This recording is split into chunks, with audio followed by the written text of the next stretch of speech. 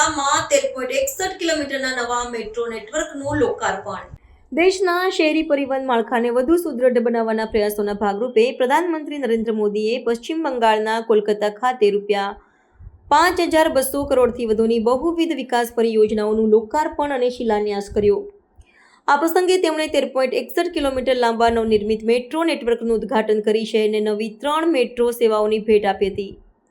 આ નવી પરિયોજનાઓ અંતર્ગત પ્રધાનમંત્રીએ જેસોર રોડ પર મેટ્રો સ્ટેશનથી નોઆપડા જય હિન્દ વિમાન મથક મેટ્રો સેવા, સિયાલદહ એસ્પ્લેન્ડ મેટ્રો સેવા, સિયાલદહ એસ્પ્લેન્ડેડ મેટ્રો સેવા અને બેલઘાટા હેમંત મુખ્યોપાધ્યાય મેટ્રો સેવાનું શુભારંભ કરાવ્યો હતો.